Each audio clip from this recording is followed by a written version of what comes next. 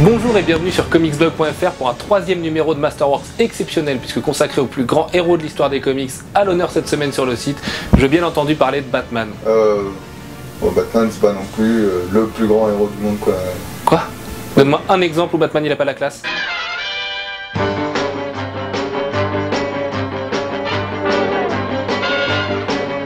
Bonjour et bienvenue sur comicsblog.fr pour un Masterworks numéro 3 exceptionnel puisque consacré à deux chefs-d'œuvre sortis de la tête de Frank Miller, d'un côté Batman Year One, de l'autre The Dark Knight Returns. Intéressons-nous dans un premier temps à Batman Year One. Publiée dans les numéros 404 à 407 de la série Batman, cette mini-série en 4 parties, dessinée par David Mazzucchelli, revient sur les origines du Chevalier Noir. Particulièrement brillante, tant sur le scénario que sur le dessin, cette mini-série a le mérite d'introduire, en plus de Bruce Wayne et de son alter ego, quelques personnages phares de son univers, tels que le commissaire Gordon et Catwoman. Sans être aussi subversif que son cousin de Dark Knight Returns, Frank Miller introduit ici un Gotham sombre, et l'on remarque notamment qu'il n'y a aucun super vilain dans cette histoire, Batman étant lui-même sa propre menace. Véritable pierre angulaire du personnage de Batman, cette histoire a connu beaucoup de rééditions, mais ça, c'est Max qui vous en parlera le mieux. Même si l'édition française est plutôt réussie, c'est sa version originale qui va nous intéresser aujourd'hui. Les couleurs de Richmond Lewis sont parfaitement restaurées et il en va de même pour l'ancrage. Pour couronner le tout, on a le droit à une tonne de bonus à la fin de l'ouvrage. Storyboard, croquis préliminaires et quelques étapes de la création de couverture des singles par David Mazzucchelli. Si vous aimez les comics et que vous êtes collectionneur, vous devez absolument de posséder ce petit bijou dans votre bibliothèque. Sans jamais avoir été réellement adapté au cinéma, Batman Year One a servi de fond à tous les réalisateurs qui se sont attaqués au personnage et a notamment été adapté récemment en animé par l'équipe de Bruce Timm. This is blasphemy! This is madness!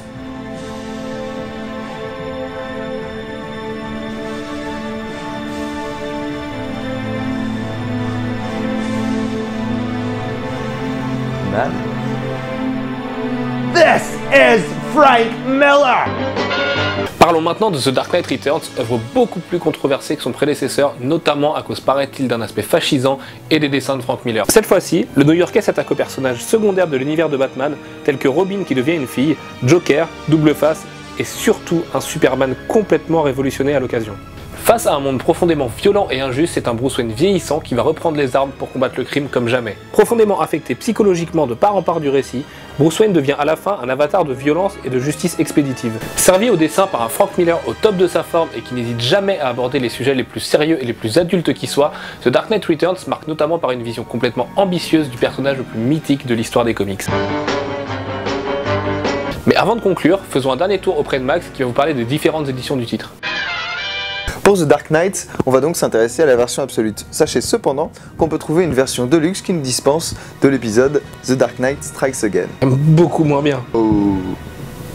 Si, c'est beaucoup moins bien. Bref, revenons sur la version absolue de The Dark Knight. Panini nous livre un bel objet et préserve le travail de Miller avec attention. Les onomatopées, la colorisation, la traduction, tout est fait pour conserver l'œuvre originale.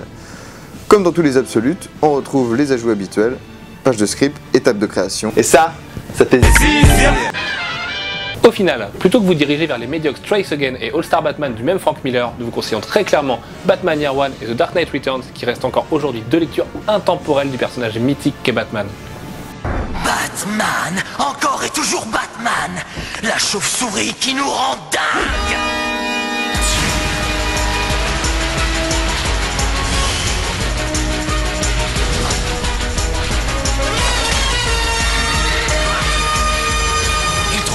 Un complice, un brin prêt à l'aider. Cette ceinture qui lui rend service n'est pas dans les supermarchés. Et quand sa Batmobile se pointe, nul ne peut jamais le rejoindre. Il se peut qu'Arkham nous épingle, car il nous rend vraiment dingue. Nous rend dingue, nous rend dingue, il nous rend vraiment dingue, dingue, dingue, il nous rend dingue. Pour danser le Bat-Calypso ou prendre les outils qu'il faut, il a réponse à tout et nous, on reste sur le carreau. Il n'a pas de super pouvoir, ce n'est qu'un rat malingre. Il se peut qu'Arkham nous épingle, car il nous rend vraiment dingue. Nous rend dingue, c'est le plus grand détective. Nous rend dingue, jouant les plans diaboliques. Il nous rend vraiment dingue, dingue, dingue. Il nous rend dingue. Même sans requin repoussant, il est plus malin qu'on ne croit. D'autres porte plainte.